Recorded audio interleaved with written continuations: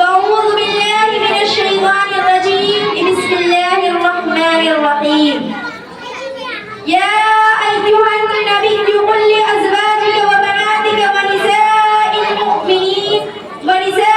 المؤمنين يدنين عليهن من جلابيبهن ذلك أدنى أن يعرفن فلا يؤذين وكان الله غفورا رحيما.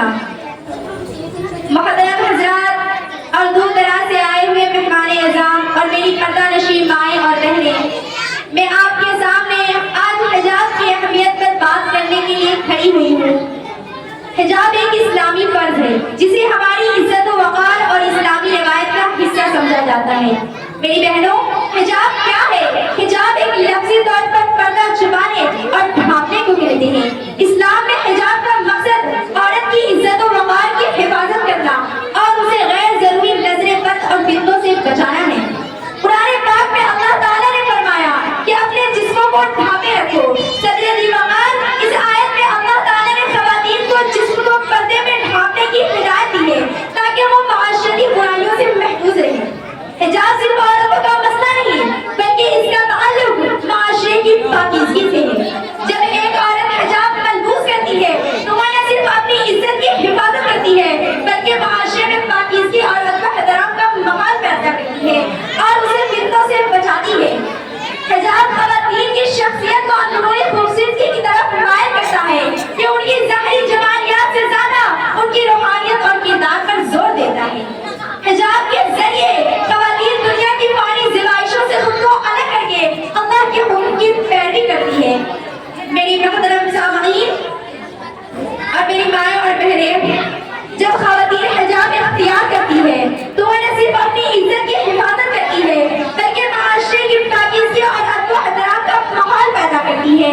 حجاب کے بدولت خواتین کا جسم کا غیر ضروری اشتہار نہیں بنتا اور اس کے نتیجے میں فحاشی اور بے حیائی کا مقابلہ ہوتا ہے. اسلامی نقطۂ نظر سے حجاب کا مقصد صرف جسم کا پردہ کرنا نہیں بلکہ یہ اللہ کی رضا کی تلاش، عفت اور تقویٰ کی علامت ہے. اللہ تعالیٰ نے فرمایا وہ تمہارے لیے تمہاری ماں، بہن، بیٹیاں جنہیں تمہیں پردے کی حالت میں نگاہ سے بچانے کی ضرورت ہے. اس طرح حجاب ایک ایسا ذریعہ ہے جس کے ذریعے مسلمان خواتین اپنی روحانیت اور ایمان کی مضبوطی کو ظاہر کرتی ہے. محترم سامعین، حجاب اسلام میں عورتوں کے لیے اللہ کا ایک حکم ہے جس میں نہ صرف جسم بلکہ دل، سوچ اور پاکیزگی پوشیدہ ہے. اللہ تعالیٰ نے قرآن میں فرمایا اے نبی اپنے اہل ایمان کی عورتوں سے کہہ دو وہ اپنی نظریں جھکائے اور اپنی زینت کو ظاہر نہ ہونے دے سوائے اس کے جو خود ظاہر ہو جائے. یہ آیت ہمیں بتاتی ہے کہ حجاب کا مقصد صرف جسم کا پردہ کرنا نہیں بلکہ یہ اللہ کی رضا کی تلاش ہے. جب ایک عورت حجاب اختیار کرتی ہے تو اپنے آپ کو فحاشی اور معاشرتی برائیوں سے بچاتی ہے. یہ اس کی ایمانی شناخت اور ایمان کا مظہر ہوتا ہے.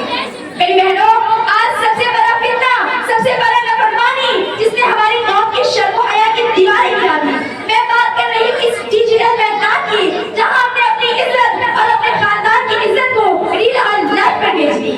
یہ ایک بغاوت کا اعلان ہے، ایک زمین کی موت ہے کہ آج کی مسلمان عورتیں یہ سمجھتی ہے کہ چند سیکنڈ کی شہرت اس کی ایمانی وقار سے زیادہ اہم ہے. تو میں تمہیں خبردار کرتی ہوں جو حیا کی چادر توڑ کر لوگوں کی نگاہوں کا سوال کرتی ہے وہ دنیا میں بھی ذلت کرے گا اور آخرت میں بھی اس کا ٹھکانہ اللہ کی ناراضگی ہوگی. اے لوگوں، اٹھو، جاگو اور بدل جاؤ.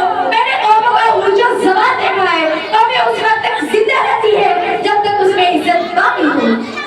اپنے زمین کو کھولو اور اپنے زندگی کو نبی کریم صلی اللہ علیہ وسلم کی سنتیں فہمانی پر ڈالو، نہ کہ دنیا کی دین پر. اسی طرح علامہ اقبال صاحب نے صدیوں پہلے کہا تھا تمہاری داستان تک نہ ہوگی داستانوں میں، کہ تمہاری داستان تک نہ ہوگی داستانوں میں، نہ ہوگی تمہاری پہچان زمین کے انسانوں میں.